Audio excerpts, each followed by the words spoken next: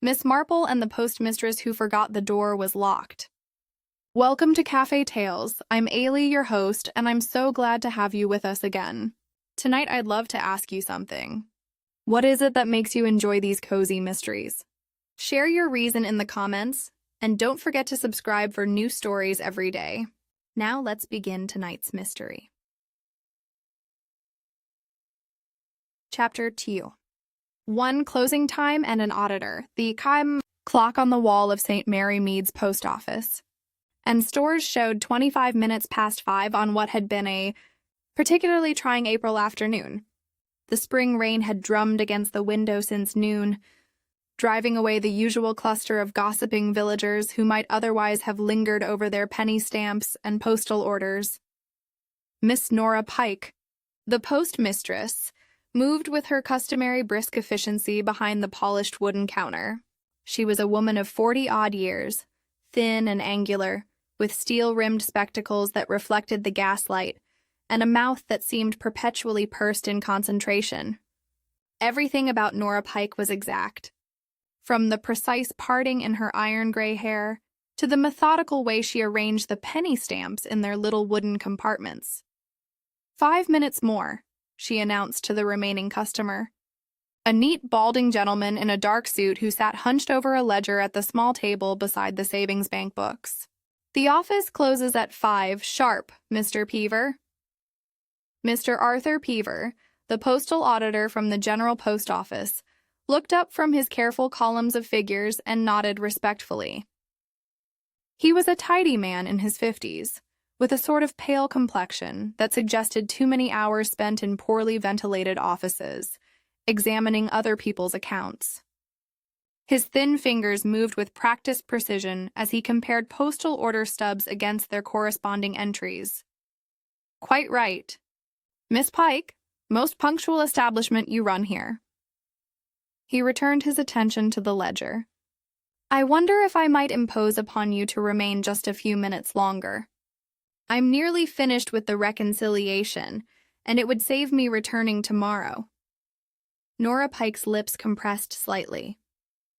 She was not fond of variations in routine, but Mr. Peaver was, after all, an official from headquarters, and one did not refuse such reasonable requests from authority. Very well, she said crisply, but I shall need to secure the premises at the proper time. The little brass bell above the front door gave a cheerful tinkle as another regular customer entered, shaking droplets from her umbrella. Mrs. Violet Turner, the village dressmaker, was a woman of middle years with gentle eyes and capable hands that bore the permanent indentations of thimble and needle. She approached the counter with the measured step of someone who knew exactly what she required. Good evening, Miss Pike.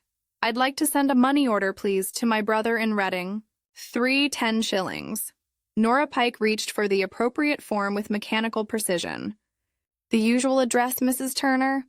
Yes, thank you. As Nora filled out the money order in her careful copperplate hand, the door opened once more. Mr. Oswald Grieve entered, with the deliberate pomposity that marked him as a man conscious of his position as sub-manager at the local branch of Midland Bank. He was a stiff-backed individual in his 40s with thinning hair, brilliantine to his scalp, and a manner that suggested he viewed every transaction as a personal favor to the customer. Miss Pike, he announced in his rather nasal voice, I require stamps. 24 penny stamps, if you please. I shall count them myself. Nora's eyebrow twitched almost imperceptibly.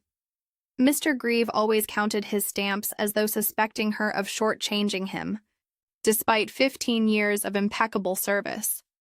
While these transactions proceeded with their usual measured rhythm, the doorbell sounded again.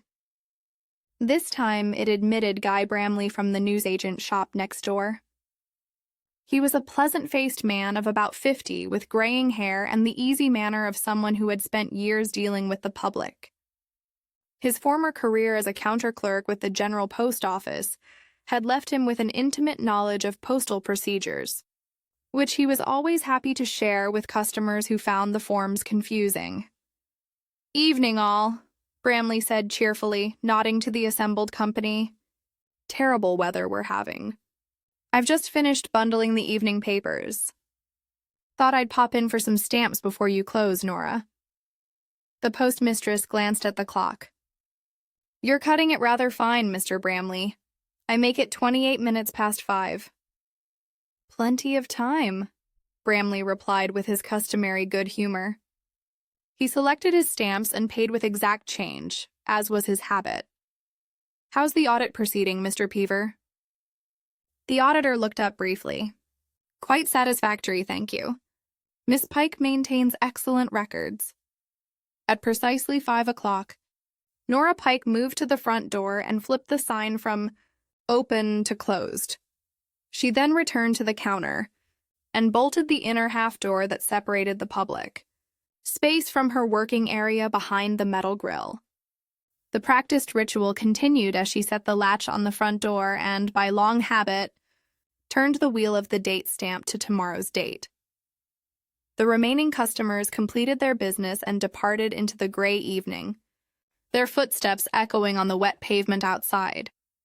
Only Mr. Peever remained, his pen scratching steadily across the ledger pages. I shall be in the back office attending to the till and the penny stamp ledger, Nora informed him. Please don't disturb the counter arrangements. Peever nodded absently, absorbed in his calculations. The office settled into the peaceful quiet that follows a busy day, broken only by the tick of the clock and the soft rustle of papers.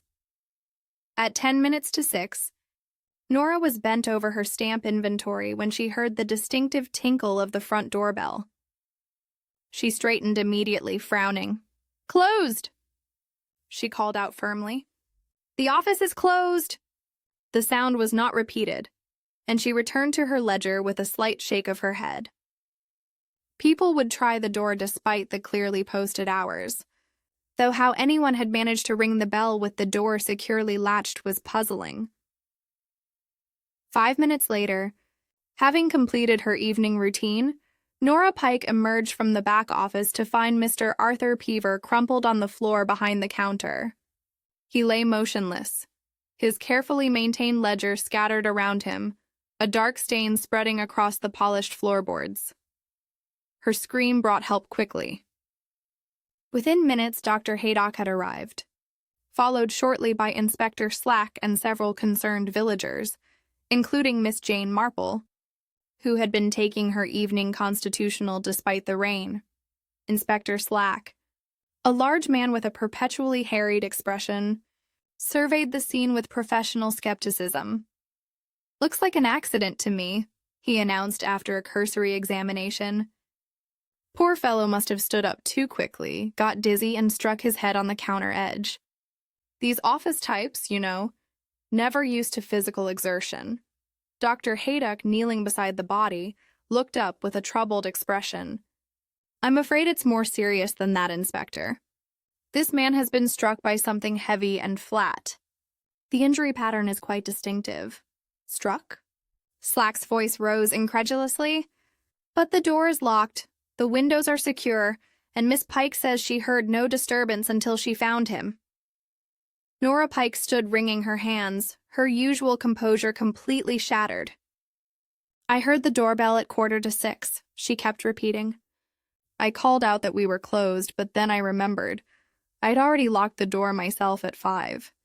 How could anyone have rung the bell? Miss Marple, standing quietly near the doorway with her knitting bag clutched in her small hands, tilted her white head thoughtfully. Her keen blue eyes took in every detail of the scene. The locked door with its key resting in the little tray on the counter, the secured windows, the orderly arrangement of the post office fixtures. Most puzzling, she murmured to herself, then looked up at Inspector Slack. I wonder, Inspector, might I examine the door lock for just a moment? Slack, who had learned through painful experience not to dismiss Miss Marple's observations entirely, grudgingly stepped aside. The elderly lady approached the lock with surprising purposefulness, running one small finger along the metal escutcheon. When she withdrew it, the fingertip was smudged with gray. How very interesting, she said quietly. Chapter I. To a locked door and a bell, Dr. Haydock rose from his examination of the unfortunate Mr. Peever with the grave expression of a man who had seen too many unnatural deaths in his long career. He dusted off his knees with deliberate movements, buying himself a moment to consider his words carefully. "Inspector," he said finally, "this was no accident. The deceased has suffered one blunt wide injury to the temporal region. The pattern suggests a flat, heavy object swung in a short arc. Quite deliberate, I'm afraid." Inspector Slack's ruddy face darkened considerably. Murder was bad enough in St. Mary Mead, but murder in a locked room was the sort of thing that brought unwelcome attention from Scotland Yard and uncomfortable questions from his superiors. "You're certain, Doctor? Couldn't he have fallen against something sharp?" "Quite certain." Haydock indicated the injury with professional detachment. "The force and angle are entirely wrong for an accidental fall. Someone struck this man down." Miss Marple, who had been standing quietly beside the door, cleared her throat delicately. "If I might suggest, Inspector, perhaps we should examine the scene more thoroughly before disturbing anything further." Slack looked as though he might object, but the accumulation of previous cases where Miss Marple's gentle suggestions had proved invaluable stayed his tongue. "Very well, but don't touch anything essential to the investigation." "Naturally not," Miss Marple replied, with a sort of mild dignity that somehow made Slack feel he had been presumptuous. The little group began a methodical examination of the post office interior. The room was perhaps 12 feet square behind the counter, with the public area separated by a wooden grill topped with protective wire mesh. The counter itself ran the width of the space, with a hinged flap that could be raised to allow access between the two sections. Inspector Slack tested the front door with professional thoroughness. The rim lock turned smoothly in both directions, its mechanism well maintained and showing no signs of forcing. The deadbolt engaged properly, and the security chain hung loose on its bracket, unused. "Door's sound enough," he muttered, then moved to examine the windows. Both were firmly secured from the inside, their bolts showing no recent disturbance, and their glass intact. "The counter flap is down and properly latched," observed Dr. Haydock, running his fingers along the worn wooden edge. "Whoever did this would have had to approach from behind the grill." Miss Marple had wandered to the metal grill itself, her sharp eyes scanning the wire mesh with the attention to detail that had made her formidable at village flower shows and church bazaars. Near the small bell that was mounted to alert the postmistress to customers, she noticed something curious. "Inspector, would you look at this, please?" Slack approached with visible reluctance. "What now, Miss Marple?" "The wires show fresh rubbing just here near the bell mechanism. See how bright the metal is where something has recently passed across it." Indeed, one section of the wire mesh showed the unmistakable signs of recent contact. The oxidation that dulled the rest of the grill was absent, leaving the metal bright and clean. "Could be anything," Slack said dismissively. "Daily wear, packages being passed through, that sort of thing." But Miss Marple was already examining the lock escutcheon more carefully, her small fingers hovering just above the metal surface. The gray smudge she had noted earlier was more extensive than first appeared, concentrated around the keyway itself. "Most peculiar," she murmured to Lady Bantry, who had arrived during the examination with the sort of timing that suggested the village's communication network was functioning with its usual efficiency. "What's peculiar, Jane?" Dolly Bantry whispered back, her eyes bright with interest. "Nora oils her locks, my dear. She's most particular about maintenance. Yet this appears to be graphite residue, not oil." Lady Bantry peered at the lock with the earnest attention of someone trying to appear useful. "I say, that is odd. Nora's frightfully neat about everything. Precisely.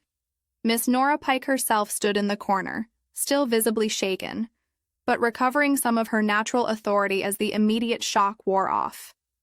She watched the proceedings with the critical eye of someone whose domain was being invaded by outsiders, however necessary the circumstances.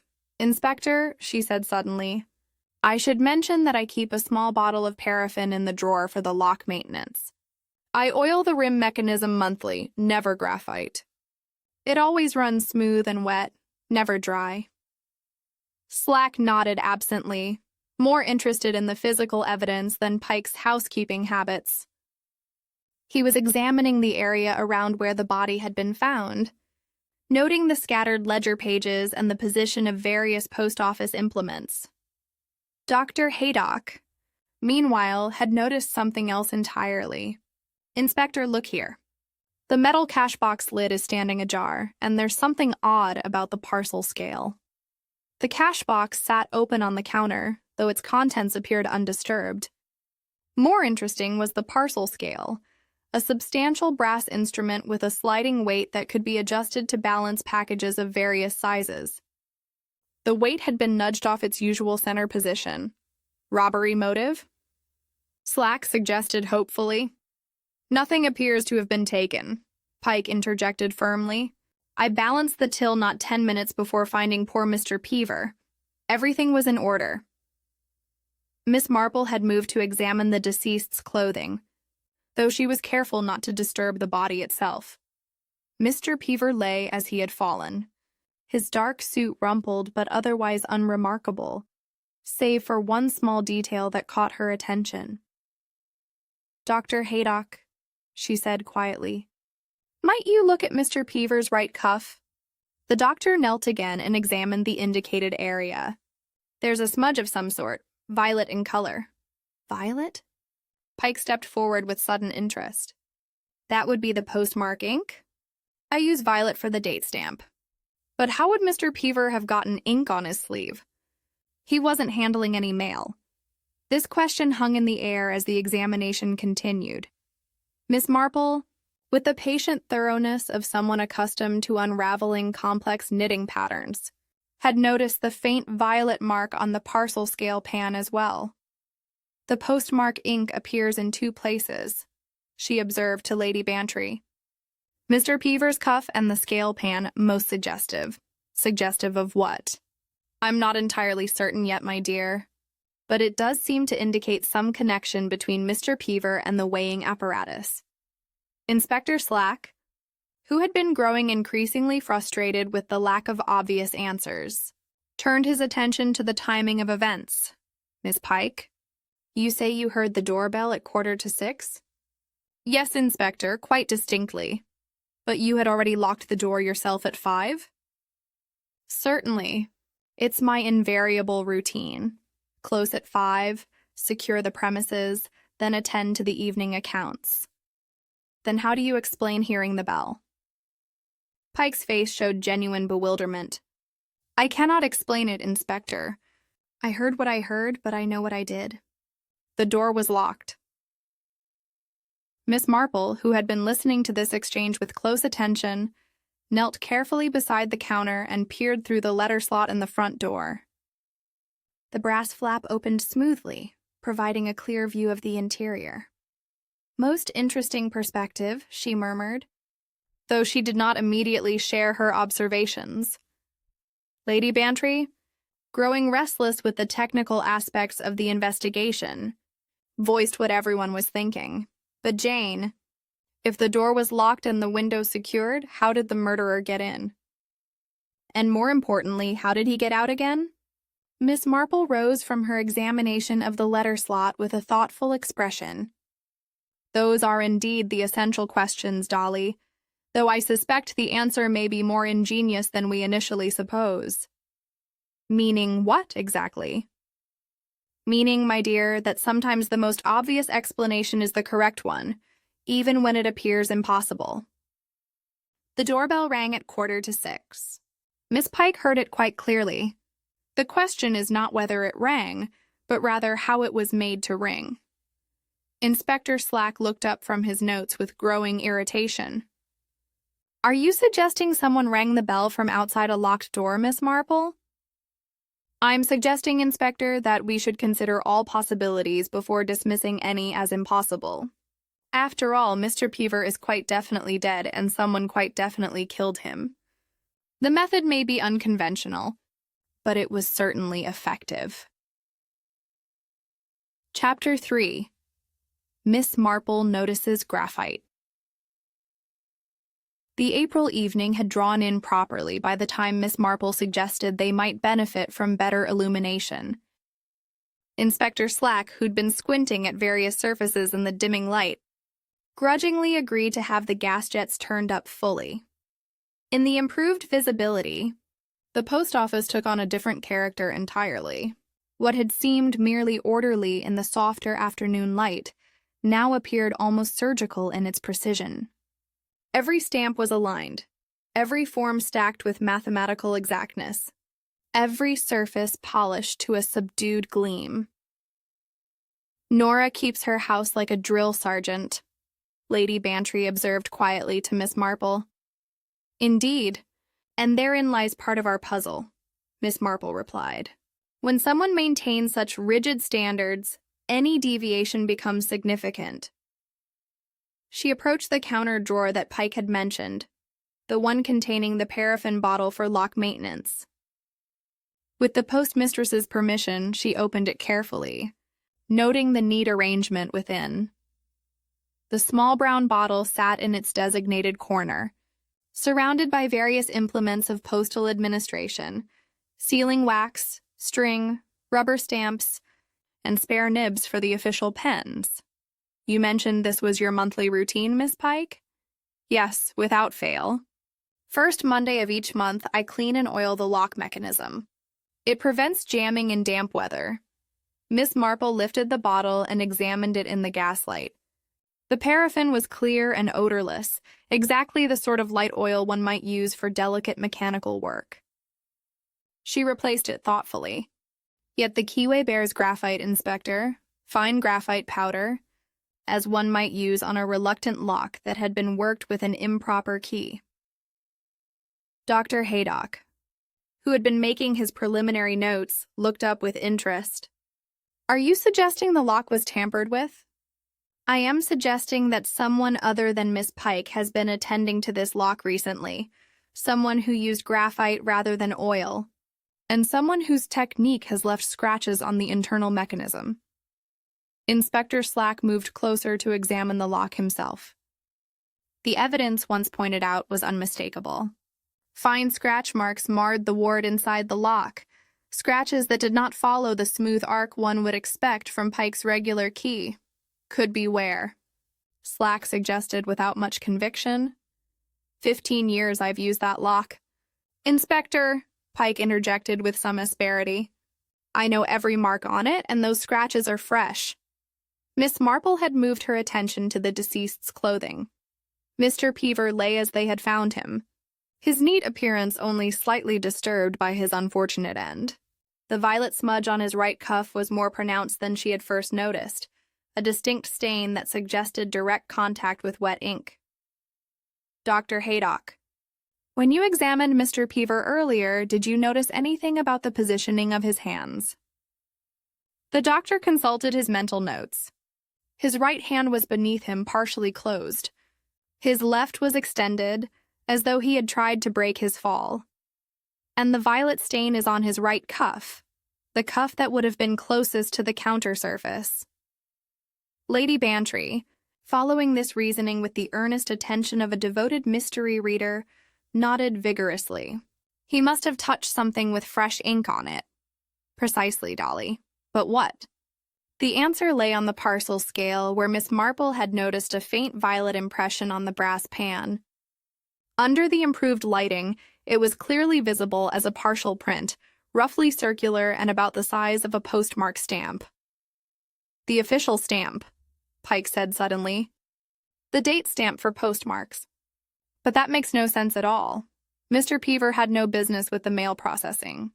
Miss Marple examined the date stamp itself, a heavy metal implement designed to imprint the official postmark on outgoing mail. The violet ink pad showed recent use, and the die face bore traces of the same colored ink that had marked both Peever's cuff and the scale pan. "Most illuminating," she murmured. "Someone has been using your stamp, Miss Pike, and recently. Impossible. I'm the only one authorized to handle postal markings, and I clean the die after closing, just as always. Yet the evidence suggests otherwise." Inspector Slack, growing impatient with these minutiae, gestured toward the body. "All very interesting, but it doesn't tell us who killed the man or how they managed it in a locked room." "Patience, Inspector. The small details often illuminate the larger picture."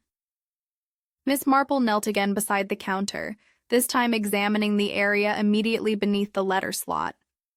The brass flap had been designed to prevent drafts while allowing mail to be deposited, but it also provided an intriguing view of the interior arrangement. "Lady Bantry, would you be so kind as to hold this flap open for me?" With the slot held wide, Miss Marple could see clearly into the post office interior. More importantly, she could trace a direct line from the letter slot to the counter bell, passing through one of the grill openings where the wire mesh had shown that curious bright rubbing. "Inspector, I wonder if you might indulge me in a small experiment." Slack looked skeptical, but Dr. Haydock intervened. "I think we should listen to Miss Marple, Inspector. Her observations have been remarkably acute." "Very well, but make it quick. I need to secure this scene properly." Miss Marple rose with careful movements of someone mindful of creaking joints, though her mental agility showed no similar signs of age.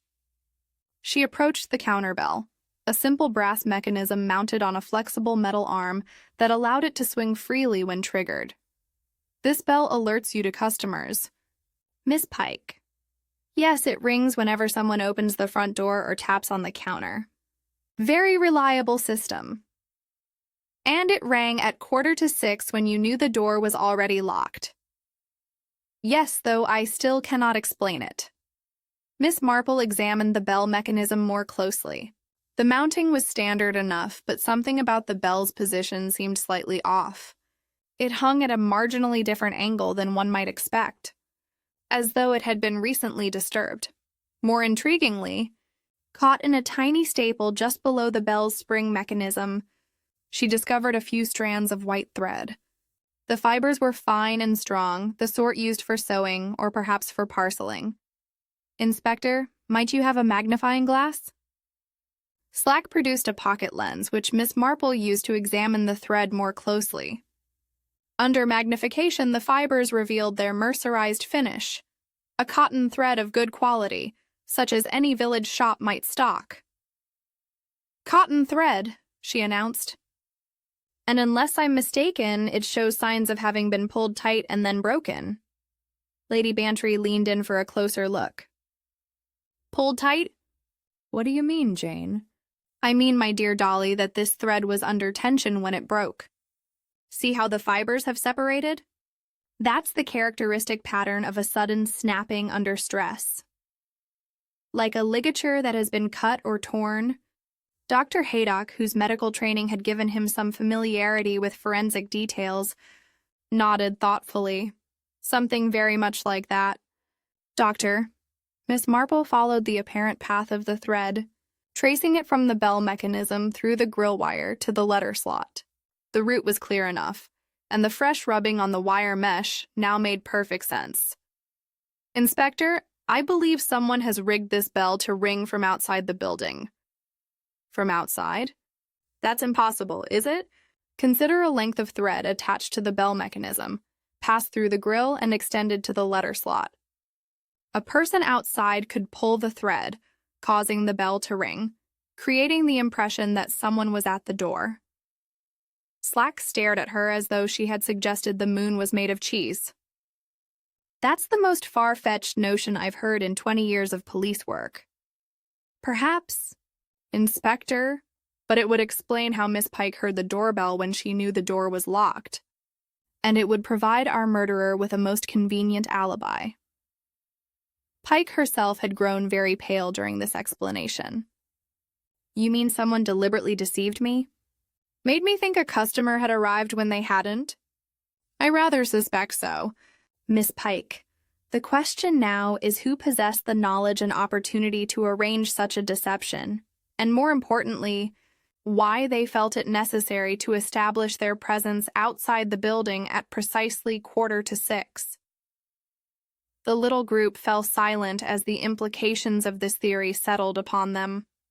If Miss Marple was correct, they were dealing with a murderer of considerable ingenuity, someone who had planned not merely to kill, but to create an elaborate illusion about the timing of events. But the thread is broken, Lady Bantry pointed out.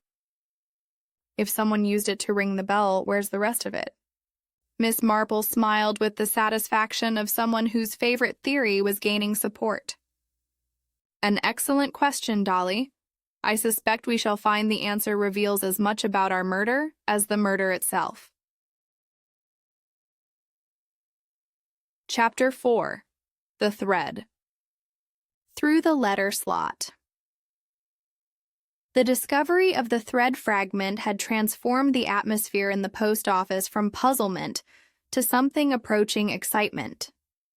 Even Inspector Slack, despite his professional skepticism, could not entirely dismiss the implications of Miss Marple's observations. "If you're right about this thread business," he said grudgingly, "then we need to find the rest of it." Miss Marple nodded approvingly. "Precisely, Inspector, and I rather suspect we need look no further than the letter slot itself." She approached the front door with renewed purpose, her movements betraying none of the uncertainty that might be expected from a lady of her years confronting a murder scene.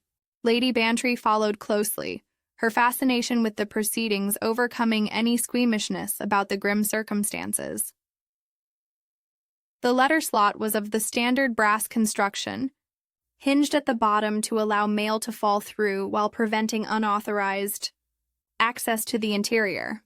Miss Marple examined the mechanism with the thoroughness of someone accustomed to noting the smallest irregularities in familiar objects. "Dr. Haydock, might I trouble you for that magnifying glass once more?" Under magnification, the inner lip of the letter slot revealed several points of interest. A tiny dab of what appeared to be gum adhered to the metal surface, the sort of adhesive one might find on official labels or stamps. More significantly, a single paper fiber was embedded in the gum, suggesting recent contact with some form of stationery. "Someone has been using this slot for purposes other than mail delivery," Miss Marple observed. "The gum suggests an attempt to secure something temporarily." "Secure what exactly?" Inspector Slack peered over her shoulder with growing interest. "I believe, Inspector, that someone secured the end of our mysterious thread to this slot, allowing them to ring the counterbell from outside the building." To demonstrate her theory, Miss Marple traced the probable path with her finger, from the letter slot through the grill opening where the wire had been rubbed bright, to the bell mechanism where the cotton fragments remained caught. "The geometry is quite feasible," Dr. Haydock confirmed after studying the arrangement. "A thread of sufficient length could easily span that distance." Miss Nora Pike, who had been listening to these deductions with mounting distress, suddenly spoke up. "But why would anyone do such a thing? What possible purpose could it serve?" "An excellent question, Miss Pike. I suspect the answer lies in establishing an alibi. If someone wished to be seen attempting to enter the post office at 5:45, what better method than to ring the bell and call out, knowing you would respond from within?" The full cleverness of the scheme was becoming apparent to everyone present. Lady Bantry voiced what they were all thinking. "Good heavens, Jane! You mean the murderer killed poor Mr. Peever earlier, locked the building from outside somehow, then returned to ring the bell and pretend they were trying to get in?" "Something very much like that, I believe, though the precise timing remains to be established." Miss Marple returned to her examination of the letter slot area, this time focusing on the floor immediately beneath. The wooden boards were well scrubbed, as one would expect in Miss Pike's establishment, but they were not entirely free of debris. "Inspector, would you look here, please?" On the floor, partially concealed beneath the counter overhang, lay a small fragment of red string. It was the sort used by the Postal Service for registered mail, distinctive in both color and texture. One end showed signs of having been cut or torn, while the other bore a tiny spot of what appeared to be sealing wax. Registered string, Pike confirmed immediately. We use it for parcels requiring special handling, but I cannot imagine how it came to be on the floor there. Miss Marple picked up the fragment carefully, noting its position and condition. This piece has been under some stress, Miss Pike. See how one fiber is caught on this splinter in the counter edge? It suggests the string was pulled taut, then broken off sharply. The implications were becoming clearer by the moment. Someone had used not only cotton thread but also postal string in their elaborate mechanism. The red fiber caught on the counter splinter provided additional evidence of the thread's path through the building. Dr. Haydock, whose methodical nature appreciated Miss Marple's systematic approach, raised a pertinent question. If this thread mechanism is correct, how was it removed after use? The bell rang at 5:45, according to Miss Pike, but the thread is no longer in place. Ah, Doctor, that is indeed the crucial point. Whoever arranged this system needed to remove the evidence quickly and completely. A sharp tug from outside would break the thread at its weakest point, leaving only small fragments behind. Inspector Slack, who had been growing more convinced despite himself, examined the letter slot opening with professional thoroughness. The brass flap opened smoothly, revealing the full extent of the opening and confirming that a determined person could indeed manipulate objects within the post office from outside. The question remains, he said finally, who had the knowledge and opportunity to arrange such a system? Miss Marple smiled with the satisfaction of someone whose theory was gaining acceptance. That, Inspector, brings us to the matter of expertise. This was not the work of an amateur.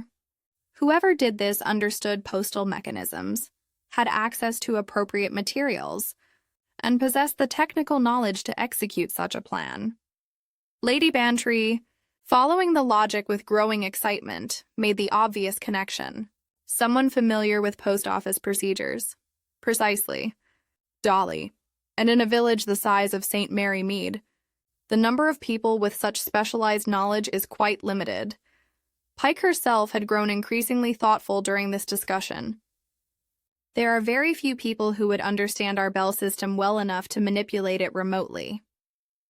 Current postal employees, former employees, perhaps someone who had worked closely with such systems. The group fell silent as they contemplated this narrowing of possibilities.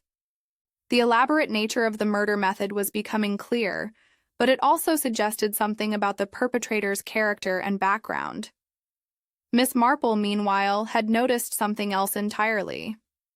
In examining the area more thoroughly, she had observed that the gum on the letter slot was not the only adhesive residue in the vicinity. A similar dab marked the floor near where the red string fragment had lain. Someone was very methodical about securing their apparatus, she observed. Multiple attachment points, different types of string and thread, various adhesives. This suggests considerable forethought and preparation. Dr. Haydock nodded approvingly. The sort of planning that argues against a crime of passion. Indeed, Doctor, this was premeditated, carefully orchestrated, and executed by someone with both technical knowledge and steady nerves. As the full scope of the murder method became apparent, Inspector Slack found himself facing the uncomfortable realization that he was dealing with a criminal of unusual sophistication. The locked room mystery was resolving into something far more complex than a simple case of violence. Miss Marple, he said finally, if you're correct about all this, then we're looking for someone who not only killed Mr. Peever, but went to extraordinary lengths to disguise the timing and method of the crime. Yes, Inspector, and I rather think we shall find that the motive is equally complex. This was not a random act of violence, but something far more calculated. Chapter 5. 2 Postmarks. 1 Habit. The revelation of the thread mechanism had cast the investigation in an entirely new light. But Miss Marple was far from finished with her methodical examination of the scene, while Inspector Slack occupied himself with measuring distances and sketching diagrams. She turned her attention to what might at first appear to be the most mundane aspect of the post office, the routine processing of mail. "Miss Pike," she said gently, "you mentioned that you always set the date stamp to tomorrow's date after closing. Might I ask why?" The postmistress straightened slightly, as though discussing her professional procedures restored some of her natural composure. "It's standard practice, Miss Marple. The first mail of the following day can then be processed immediately without having to reset the date wheel. Saves time and prevents errors. Most efficient. And you did this today as usual?" "Certainly. At 5, just after I secured the door, I turned the wheel to tomorrow's date and cleaned the die face, exactly as I do every evening." Miss Marple nodded approvingly, then knelt to examine the area beneath the counter where Mr. Peever had been found. Among the scattered papers from his audit ledger, she discovered a single envelope that had apparently fallen from the counter surface during the struggle. The envelope bore a postmark, but something about it immediately caught her attention. Under the improved gaslight, the stamped impression was clearly visible. Today's date, with the hour slugs positioned at 5 precisely. "How curious," she murmured, holding the envelope where Miss Pike could see it clearly. Pike's reaction was immediate and startled. "But that's impossible. I never leave the hour slug set to the hour after closing. They should show the last actual mailing time, or be reset completely. Yet here we have today's postmark with the time shown as exactly 5 hours." Dr. Haydock, intrigued by this development, moved closer to examine the evidence. "Are you suggesting someone used the postmarking equipment after Miss Pike had closed?" "I'm suggesting, Doctor, that someone used it who was unfamiliar with Miss Pike's particular habits and procedures." Miss Marple rose and approached the date stamp itself, a heavy brass implement that sat in its designated position on the counter. The violet ink pad showed definite signs of recent use, and when she examined the die face carefully, she could see the faint impression of tomorrow's date, exactly as Pike would have set it. "Inspector, might I suggest we test this stamp on a piece of scrap paper?" Slack, who had grown more attentive to Miss Marple's requests as their significance became apparent, found a suitable piece of paper. When pressed to the ink pad and then to the paper, the stamp produced a clear impression showing tomorrow's date. "Now we have a mystery within a mystery," Miss Marple observed. "The envelope shows today's postmark with the hour set to 5, but the stamp is currently set to tomorrow's date, as Miss Pike's routine would dictate."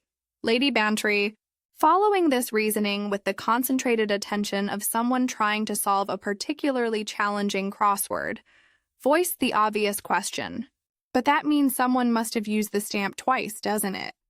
Once to make the mark on the envelope, then reset it to tomorrow's date."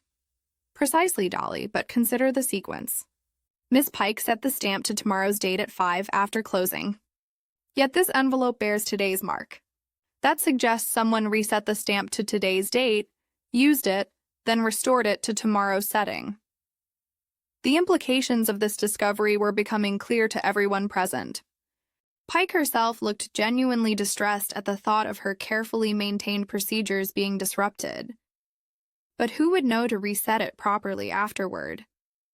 And why go to such trouble?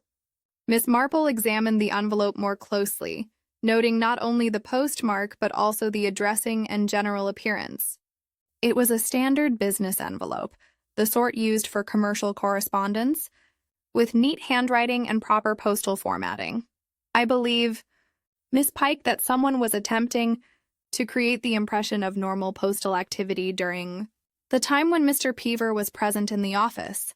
Someone who understood that irregularities in postmarking procedures might attract unwanted attention." Dr. Haydock, whose medical training had given him an appreciation for the importance of timing in forensic matters, raised a pertinent question. But Miss Marple, if someone was creating false evidence of postal activity, what was the purpose? Surely the mere presence of a postmarked envelope proves nothing about when it was actually processed. An astute observation, Doctor. But consider this, Mr. Peever was here to conduct an audit.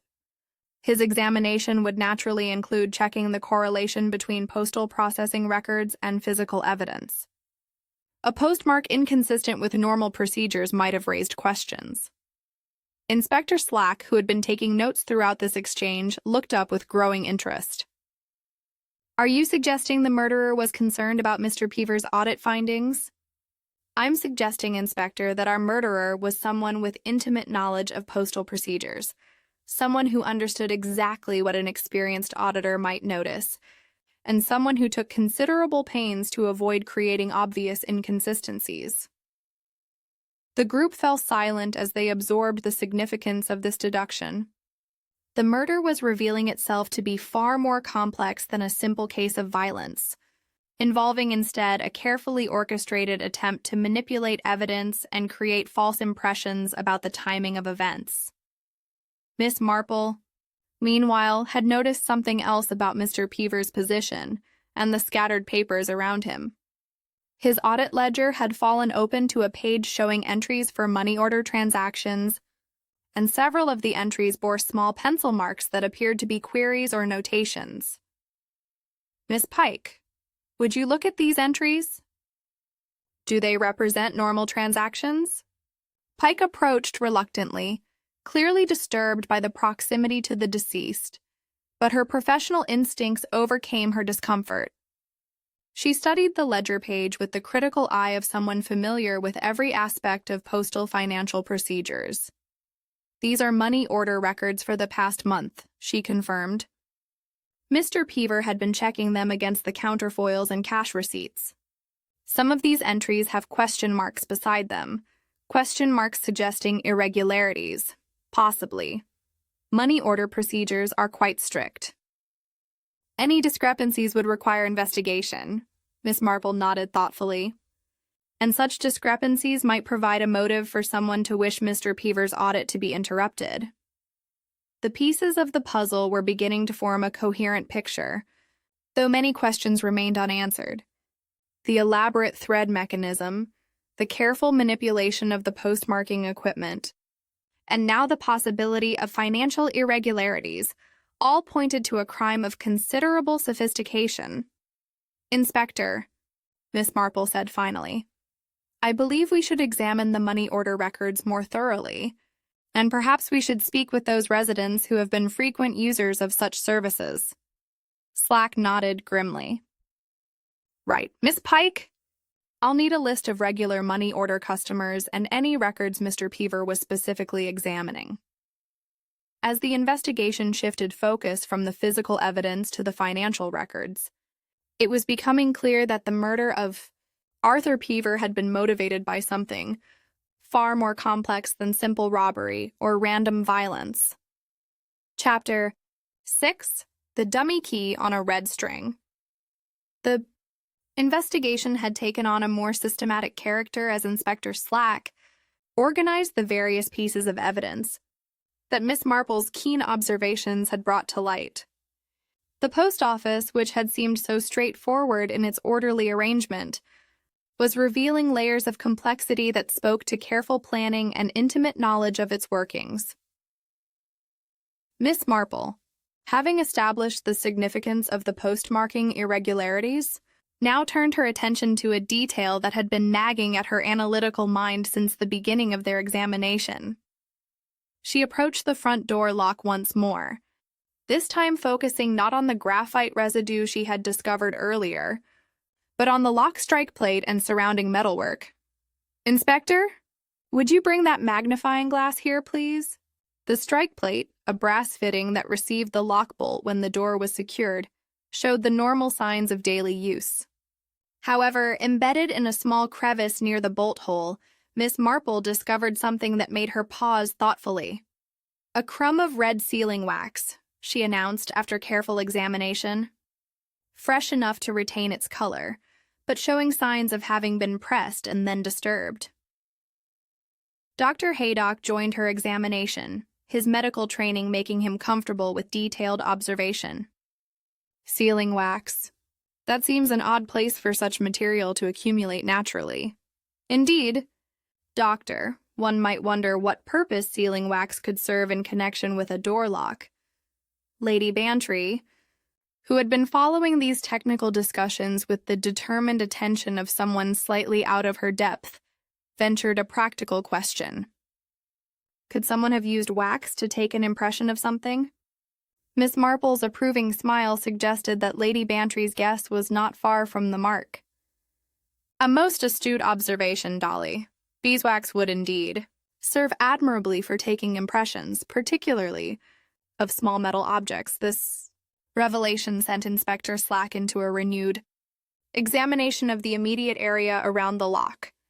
If someone had been taking impressions, there might be additional evidence of their activities. Meanwhile, Miss Marple had moved to examine Mr. Peever's scattered papers more systematically. Among the audit materials, she discovered a small postal seal, the sort used to secure registered mail and official documents. The seal appeared unremarkable at first glance, but when she turned it over, the reverse side revealed something intriguing. Pressed into the soft lead was the clear outline of a keybow, the decorative head portion that one grasps when turning a key. The impression was precise and recent, showing the characteristic pattern of a rim-lock key, such as the one Miss Pike used for the post office door. "Inspector, I believe we have found the source of our sealing wax," she announced, holding up the lead seal for examination. The implication was immediately clear to everyone present. Someone had used the postal seal to take a wax impression of a key, creating a template that could be used for making a duplicate. Miss Pike, who had been growing increasingly agitated as evidence of tampering with her domain accumulated, stared at the seal in horror. "But that's one of my official seals. How dare someone use postal property for such purposes? The question, Miss Pike, is not merely who dared, but who had access to your seals and the knowledge to use them effectively for such a purpose." This line of reasoning led Miss Marple to consider the broader question of who might possess both the technical knowledge required for the thread mechanism and the practical skills necessary for creating duplicate keys. In a village the size of St. Mary Mead, such specialized expertise would not be common. Her thoughts were interrupted by Inspector Slack, who'd been examining the various pieces of string and thread they had discovered. "Miss Marple, this red string fragment we found earlier, it matches the sort used for registered mail, doesn't it?" "Indeed it does, Inspector. And that raises an interesting question about access to postal supplies." The investigation was beginning to focus on someone with intimate familiarity with post office procedures and materials. Miss Marple found herself considering the various people who had been present in the office during the crucial period and their respective backgrounds and capabilities. "Inspector, I think it might be illuminating to visit the neighboring establishments. If someone has been experimenting with lock mechanisms and key duplication, they may have required equipment not readily available in a typical household." Slack nodded agreement, and the small party made their way next door to Guy Bramley's newsagent shop. The establishment was closed for the evening, but Bramley himself responded promptly to their knocking and admitted them with expressions of concern about the tragic events next door. "Terrible business," he said, shaking his head gravely. "Poor Mr. Peever, such a meticulous gentleman, too. I do hope you're making progress with the investigation." Miss Marple noticed immediately that Bramley's shop was arranged with the same attention to detail that characterized successful tradesmen. Newspapers were bundled precisely, stationery supplies organized by type and size, and various small tools and implements arranged in neat rows behind the counter. "Mr. Bramley," she said conversationally, "I notice you stock a comprehensive range of supplies. Do you by any chance carry items related to locks and security?" Bramley's response was both helpful and revealing. He directed their attention to a small display near the register where various household items were arranged for the convenience of customers who might need emergency replacements for lost or broken fixtures. I keep a few basic items, he explained. Duplicate keys for standard locks, simple tools, that sort of thing. Living in a village, one learns to anticipate the small emergencies that might arise. The display included a demonstration rim lock, complete with a sample key attached by a short length of chain. It was exactly the sort of mechanism that Miss Pike used on the post office door, and it would serve admirably as a pattern for someone attempting to create a duplicate key. Miss Marple examined the display with interest, noting that the sample key showed signs of recent handling. More significantly, she observed that one of Bramley's desk drawers was slightly open, revealing a length of red registered string with what appeared to be sealing wax adhered to one end. "Most interesting," she murmured, though she made no immediate comment about her observations. Dr. Haydock, meanwhile, had been examining some of the tools in Bramley's collection. "You have quite a comprehensive workshop here, Mr. Bramley. I see files, small hammers, various precision instruments." "Essential for minor repairs," Bramley replied easily. "In my previous position with the General Post Office, one learned to maintain equipment properly. Old habits, you might say." The mention of his postal service background was not lost on any of the investigators. Here was someone with both the knowledge of postal procedures and the practical skills that the crime had required. Inspector Slack, recognizing the significance of these discoveries, began a more systematic examination of Bramley's premises. The newsagent cooperated willingly, though Miss Marple noticed a slight tension in his manner that had not been present initially. "Mr. Bramley," she said gently, "you mentioned helping with club notices earlier. Might I ask what sort of assistance you provided?" "Oh, the usual things, addressing envelopes, affixing stamps, that sort of routine work. The committee members appreciate having someone familiar with postal requirements handle the details." Miss Marple nodded thoughtfully.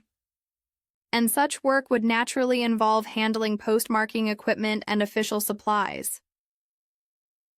For the first time, Bramley hesitated slightly before answering. "Well, yes. Naturally, one becomes familiar with the procedures through years of experience." The accumulation of evidence was beginning to point in a clear direction, though Miss Marple was careful not to draw premature conclusions. The dummy key, the sealing wax impression, the registered string, and now the revelation of Bramley's continued involvement with postal procedures all suggested a pattern of preparation and planning. Chapter 7. Money Orders and Alibis. The return to the post office found the little party in a markedly different frame of mind than when they had left. The discoveries at Bramley's shop had provided tangible evidence of means and opportunity, but the question of motive remained to be fully established. Inspector Slack, now taking Miss Marple's deductions with considerably more seriousness, had sent for additional assistance from the county constabulary. Miss Marple settled herself in one of the wooden chairs that Pike kept for customers, her knitting bag at her feet and her sharp eyes focused on the audit materials that Mr. Peever had left scattered about. The methodical examination of financial records was not perhaps as dramatic as the discovery of physical clues, but she had learned over the years that motives for murder often lay buried in the most mundane of documents. "Miss Pike," she said gently, "would you be so kind as to help us understand exactly what Mr. Peever was investigating? I notice his ledger contained several entries with question marks beside them." The postmistress approached the scattered papers with visible reluctance, but her professional training overcame her personal distress. She gathered the audit sheets with practiced efficiency and began to explain their significance. "Mr. Peever was conducting a routine quarterly review," she began. "Money orders, postal savings, stamp inventory, the usual procedures." But he had identified some irregularities in the money order records that required clarification. Dr. Haydock leaned forward with interest. What sort of irregularities? Orders purchased here, but apparently cashed in Reading with overlapping serial numbers and unusual timing patterns. Mr. Peaver had marked several transactions for detailed investigation. Miss Marple examined the entries in question, noting the precise handwriting of the deceased auditor and his systematic approach to identifying discrepancies. These transactions all involve relatively small amounts, but they follow a curious pattern. Multiple orders purchased within short time periods, always for destinations in Reading. Inspector Slack, who had been reviewing his notes from the earlier interviews, looked up with sudden interest. Reading? Didn't Mrs. Turner mention sending money orders to her brother in Reading? Indeed, she did, Inspector, and her transactions appear to be entirely regular. Miss Marple indicated several entries in Pike's neat handwriting. Mrs. Turner's orders show consistent timing, proper documentation, and appropriate serial number sequences. The distinction was becoming clear as they examined the records more carefully. Violet Turner's money orders represented a pattern of regular support to a family member, documented with the sort of consistency one would expect from someone following established routines. The questionable transactions, however, showed a different character entirely. These irregular orders, Pike explained, were all purchased during busy periods when multiple customers might be present simultaneously. The timing suggests someone taking advantage of distractions to conduct transactions without proper oversight. Lady Bantry, who had been following this financial analysis with the determined attention of someone trying to master an unfamiliar subject, raised what seemed an obvious question. But surely you would remember selling these orders, Miss Pike? You handle every transaction personally. That's precisely the problem, Lady Bantry. I have no clear recollection of several of these transactions, yet they appear in the official records with apparently proper documentation. Miss Marple nodded thoughtfully, which suggests either forged documentation or transactions conducted when your attention was engaged elsewhere. And given the amounts involved, this represents a systematic pattern rather than isolated incidents. The implications were becoming clear to everyone present. Someone had been manipulating the money order system over an extended period, using knowledge of postal procedures and access to official forms to conduct unauthorized transactions. Dr. Haydock, whose methodical nature appreciated the systematic approach, made an astute observation. If these irregular transactions were conducted during busy periods, presumably there were witnesses present who might remember something useful. Inspector Slack consulted his interview notes. According to our preliminary statements, Mr. Grieve was present this afternoon during the final transactions of the day. He left at 28 minutes past 5, just before closing. And what did Mr. Grieve observe during his visit? He mentioned counting penny stamps with Miss Pike at 20 minutes past 5. Nothing unusual, according to his statement. But then Mr. Grieve's attention would have been focused on his own transaction. Miss Marple considered this timing carefully. So Mr. Grieve departed just as Miss Pike was beginning her closing routine, leaving only Mr. Peaver and Miss Pike in the building when the irregularities in the audit might have become apparent. The reconstruction of events was taking on a more precise character. Pike had spoken with the district office by telephone from 5 until 36 minutes past, during which time she would have been unable to observe activities in the public area of the post office. Miss Pike, during your telephone conversation with the district office, was Mr. Peaver visible to you? Not directly. The telephone is positioned so that I must turn away from the counter area to use it comfortably. But I assumed he was continuing his audit work. And you heard no disturbance during that telephone call? None whatsoever. It was a routine discussion about tomorrow's mail delivery arrangements. Miss Marple absorbed this information while continuing to examine the financial records. The pattern of irregular money orders suggested someone with both opportunity and expertise, someone who understood the system well enough to exploit its vulnerabilities without immediate detection. Inspector, I believe we should examine more closely the timing of Mr. Bramley's visit this evening. You mentioned he claimed to have arrived at 10 to 6 and rattled the door. Slack consulted his notes. That's correct. He says he heard the bell ring, called out, received no response, and assumed the office was closed for some emergency. Yet, we now know that the bell was rung by means of the thread mechanism we discovered. Mr. Bramley's account places him in the perfect position to have manipulated that device. The evidence was accumulating into a coherent pattern, but Miss Marple was careful not to draw premature conclusions. The financial motive provided by the money order irregularities, combined with the physical evidence of the elaborate murder method, suggested a crime of considerable premeditation. Lady Bantry, who had been unusually quiet during this technical discussion, suddenly spoke up. Jane, if Mr. Bramley was involved in these money order irregularities, wouldn't his former experience with the Postal Service make him exactly the sort of person who would know how to exploit the system? An excellent observation.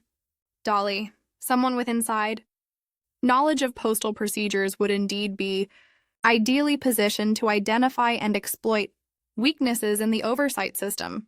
Inspector. Slack was beginning to see the full scope of what they were investigating, so you're suggesting that Peever's audit had identified a pattern of fraud and that the perpetrator killed him to prevent exposure.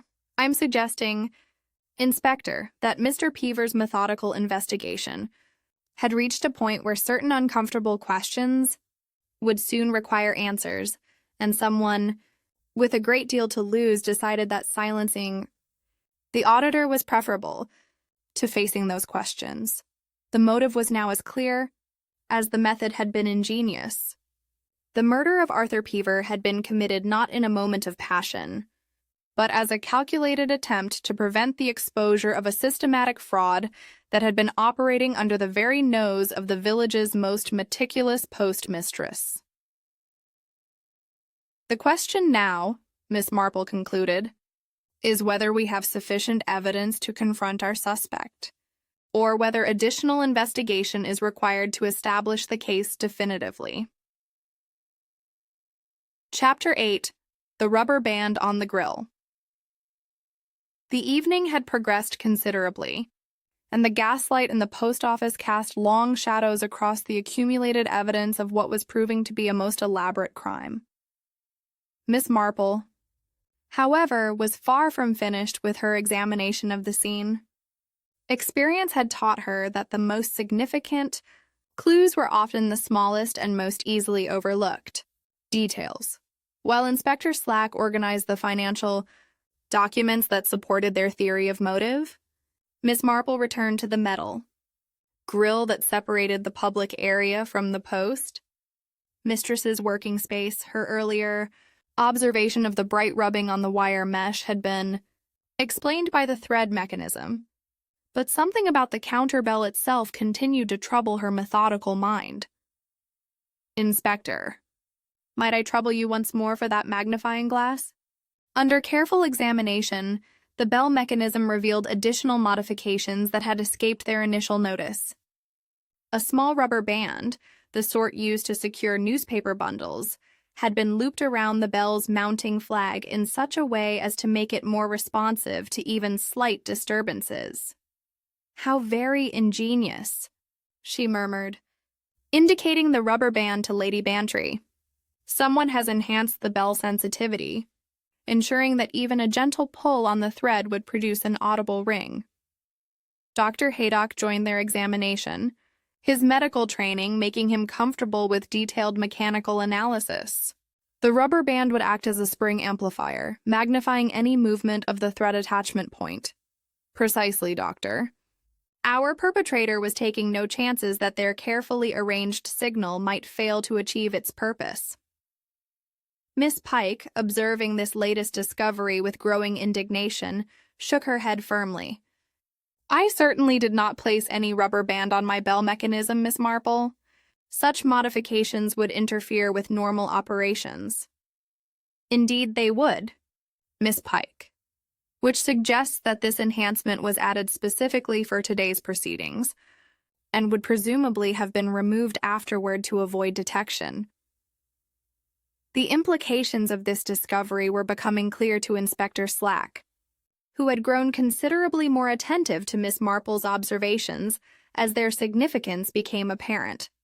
So, our murderer not only rigged the thread mechanism, but also modified the bell to ensure it would work properly. Someone was being exceptionally thorough. Inspector, the sort of planning that suggests both technical expertise and considerable familiarity with the equipment involved.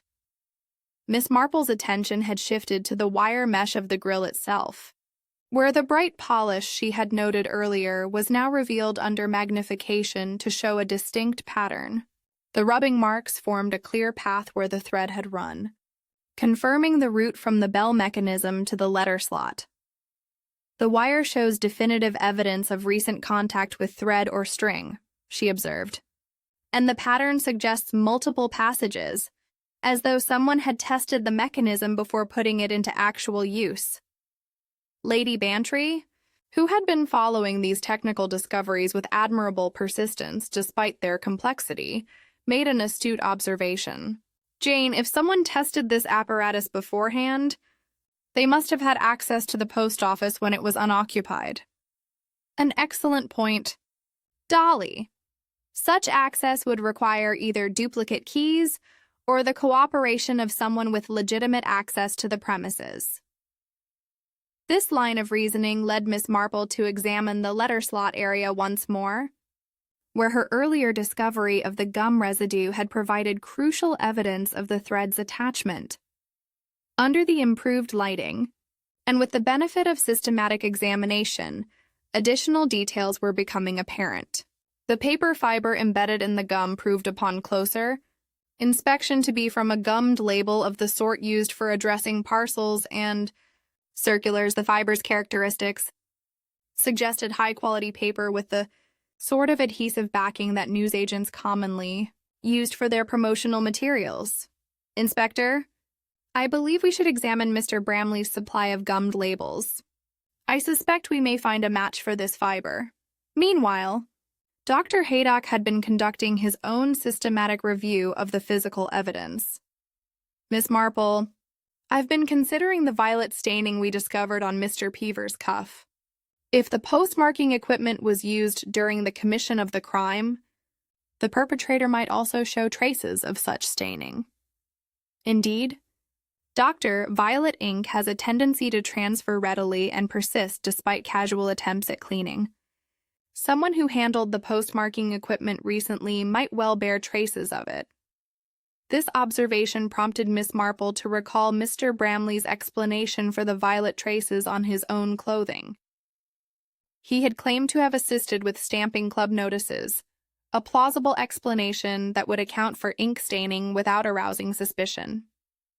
Most convenient, she murmured to herself, though she did not immediately share this observation with the others. Inspector Slack, who had been taking increasingly detailed notes as the evidence accumulated, looked up from his notebook with a troubled expression. Miss Marple, if you're correct about all of this, we're dealing with someone who planned this crime with extraordinary thoroughness. The thread mechanism, the key duplication, the timing of events, even the cover story for ink stains? Yes, Inspector. And I believe we should also consider the matter of the murder weapon itself. Dr. Haydock's examination suggested a flat, heavy object swung in a short arc. The parcel scale sliding weight would fit such a description admirably. This prompted a renewed examination of the brass parcel scale, where the sliding weight showed a fresh bruise that had not been present in its normal usage. The weight was substantial enough to inflict serious injury if wielded with sufficient force, and its position on the counter would have made it readily accessible to someone behind the grill. The weight shows definite signs of impact, Dr. Haydock confirmed after careful examination. The sort of damage one might expect if it had struck something hard, such as bone. Miss Pike, who had been listening to these technical discussions with growing distress, suddenly spoke up. But the scale weight was slightly displaced when I found Mr. Peever. I assumed it had been disturbed during his fall. But now we understand that it was displaced because someone had used it as a weapon and failed to restore it to its exact original position, Miss Marple completed gently. The accumulation of evidence was creating a clear picture of premeditation and careful execution. But Miss Marple was aware that physical evidence alone might not be sufficient for a successful prosecution. The case would require not only proof of method and opportunity, but also clear demonstration of motive and intent. Inspector, I believe we should arrange to speak with Mr. Bramley again, but this time with the benefit of all we have discovered. The evidence suggests a pattern of behavior that extends well beyond today's tragic events. Slack nodded grimly. Right. And this time I'll have some very specific questions about money orders, thread mechanisms, and violet ink stains. As they prepared to confront their suspect with the accumulated evidence, Miss Marple reflected on the complexity of the crime they had unraveled. It had required not only technical expertise and careful planning, but also a thorough understanding of human psychology and the predictable patterns of village life. One more thing, Inspector, she added thoughtfully. I suspect we shall find that Mr. Bramley's movements this evening were calculated to provide him with witnesses to his apparent attempt to enter the post office at 5:45. Such an alibi would be essential to the success of his scheme. Chapter 9. A Bell That Rang from Outside. The confrontation with Guy Bramley took place in his own shop, where the accumulated evidence could be examined in context with the tools and materials he had used in his elaborate scheme. Inspector Slack had summoned additional constables, though Miss Marple suspected that Bramley's reaction to their accusations would be more revealing than any attempt at flight or resistance. The news agent received them with the same affable manner he had displayed earlier, though Miss Marple noticed a certain tension in his posture that had not been present during their initial visit. His hands, she observed, showed faint traces of violet staining despite what had obviously been careful washing. Mr. Bramley, Inspector Slack began formally, we have discovered substantial evidence connecting you to the murder of Mr. Arthur Peever. I must caution you that anything you say may be taken down and used in evidence. Bramley's response was neither surprise nor denial, but rather a kind of weary resignation that suggested he'd been expecting this moment. I see. And what evidence might that be, Inspector? Miss Marple stepped forward with a gentle authority that had served her well in numerous investigations. Perhaps it would be helpful, Mr. Bramley, if I explained what we believe occurred this evening. She moved to the demonstration lock that had caught their attention earlier, noting how its key showed the bright scratches of recent use. You used this pattern to create a skeleton key for Miss Pike's lock, taking a wax impression first to ensure proper fit. The red sealing wax we found on the lock strike plate came from this process. You pressed one of Miss Pike's own postal seals into the wax to create your impression, leaving the key outline we discovered on its reverse. Dr. Haydock, who had been examining the various tools in Bramley's workshop, held up a small file that showed metal filings consistent with key cutting.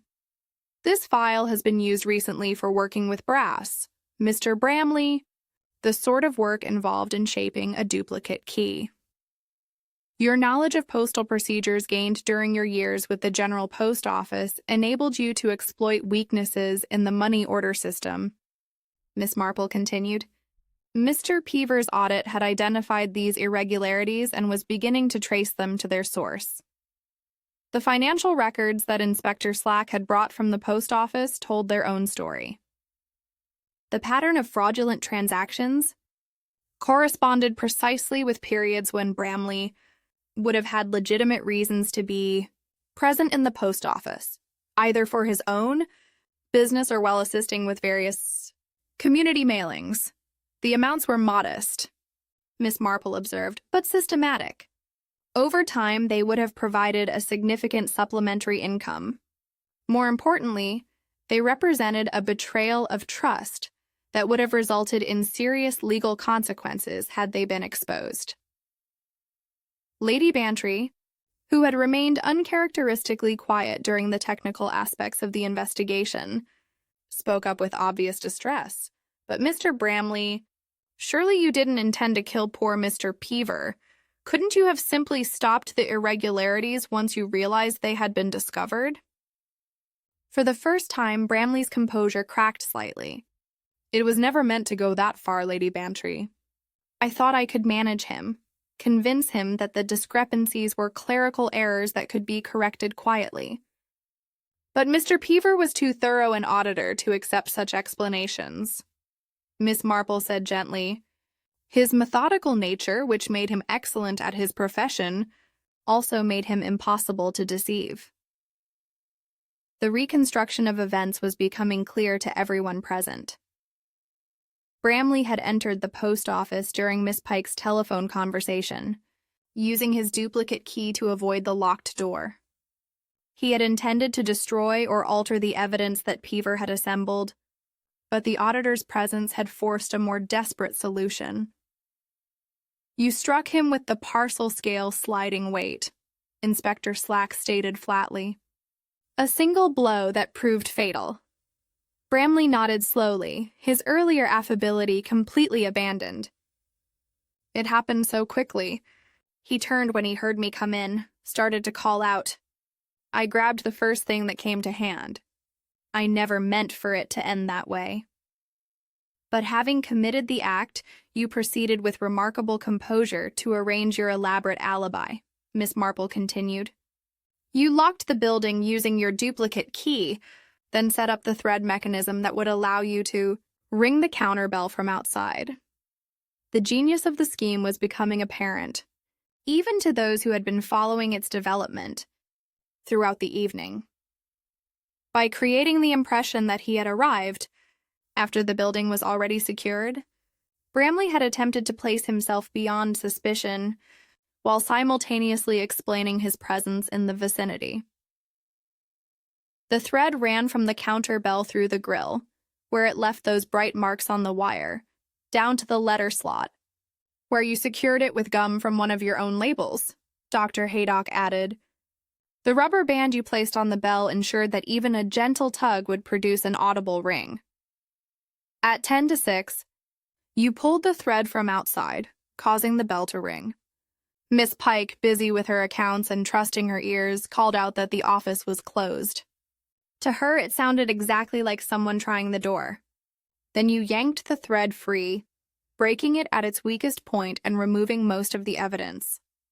The few fibers that remained caught in the bell mechanism and on the counter edge were the only traces left behind. Bramley sank into one of his own chairs, the weight of his situation finally settling upon him fully.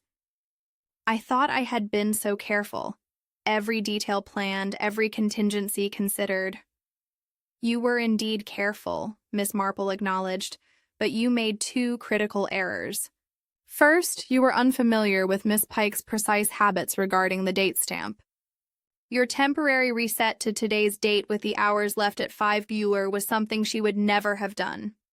Inspector Slack consulted his notes. And the second error, the violet ink stains. While Mr. Bramley's explanation of helping with club notices was perfectly plausible, the specific pattern of staining on his cuff matched that on Mr. Peever's clothing and the parcel scale. It suggested direct contact with the postmarking equipment during the time of the murder.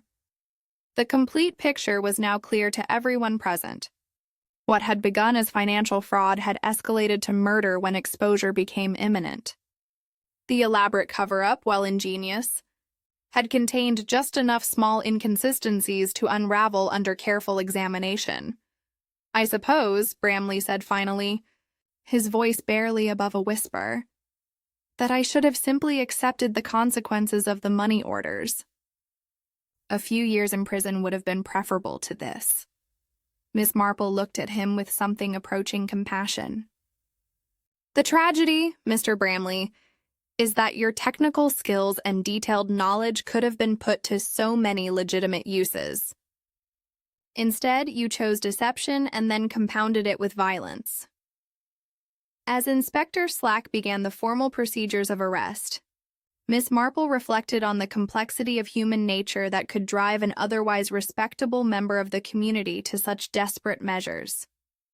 The case was solved, but its resolution brought no satisfaction, only the melancholy recognition of opportunities wasted and lives destroyed. Chapter 10. Post Office, Bell, Thread, and a Skeleton Key.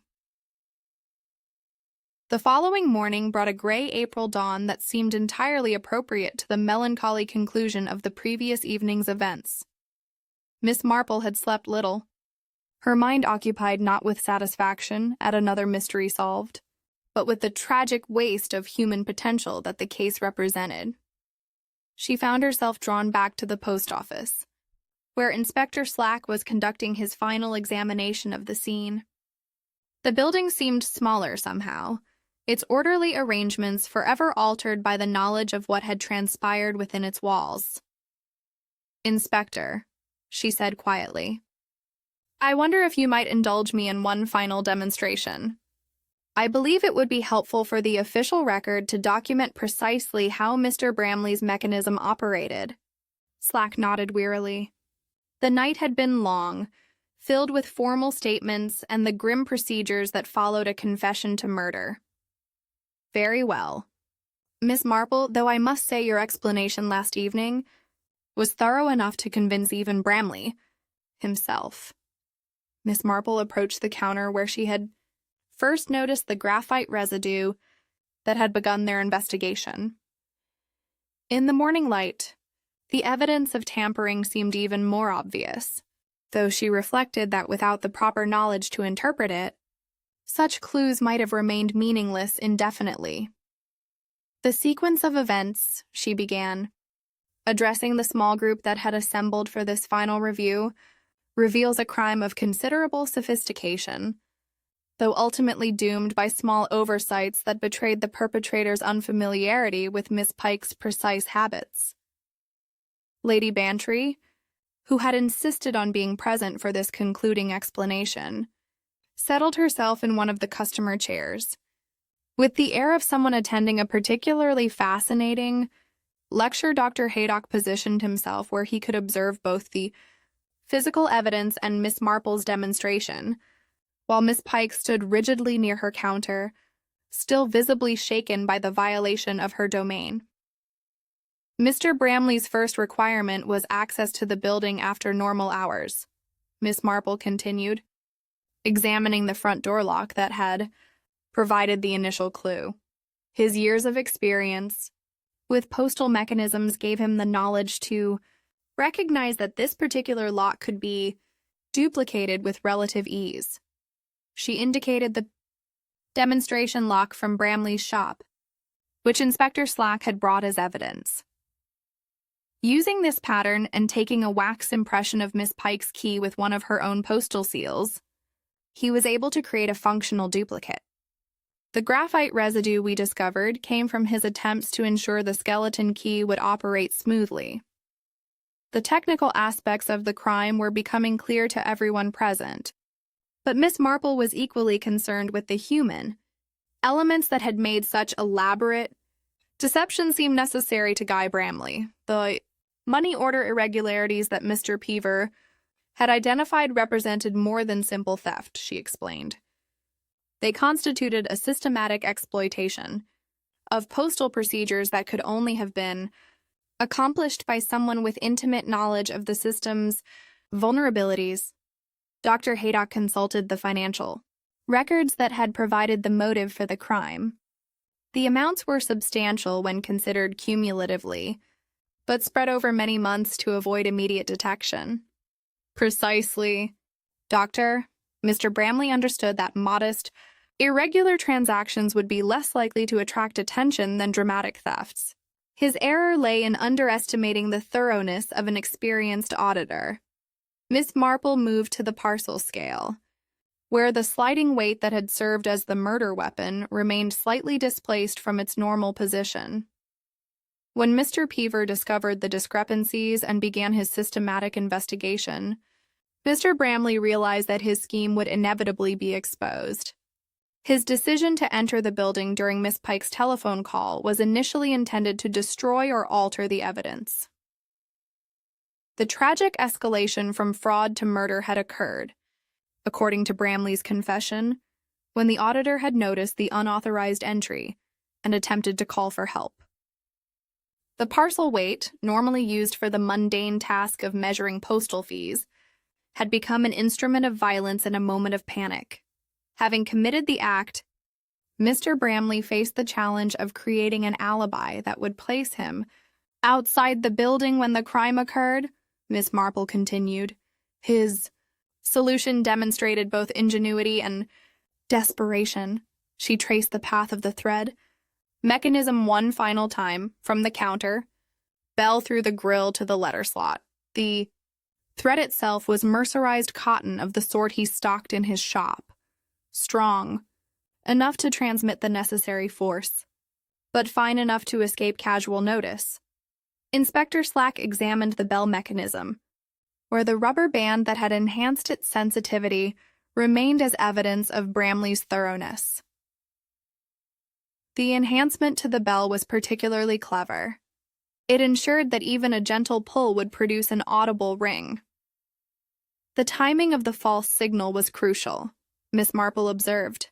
By ringing the bell at 5:45 and calling out as though seeking entry, he created witnesses to his apparent attempt to conduct business with the post office.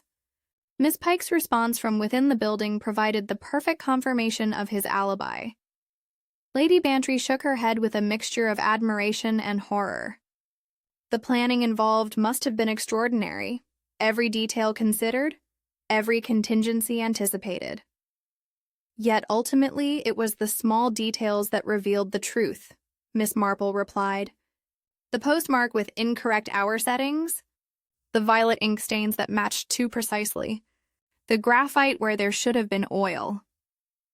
Mr. Bramley's technical expertise was considerable, but he could not account for every nuance of Miss Pike's particular methods.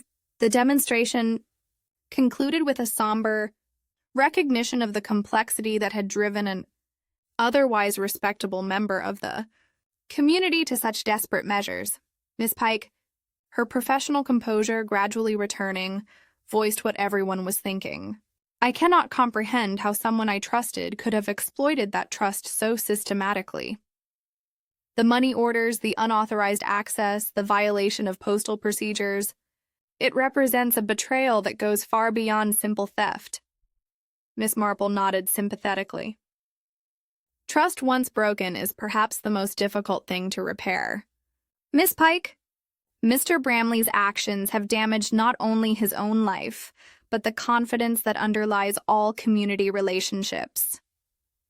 As the official procedures concluded and the post office was finally secured, Miss Marple walked slowly through the village streets, reflecting on the case's resolution.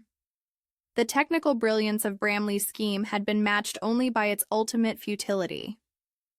No amount of clever planning could overcome the fundamental impossibility of concealing truth indefinitely. A bell that rang from outside, she murmured to herself as she reached her cottage gate.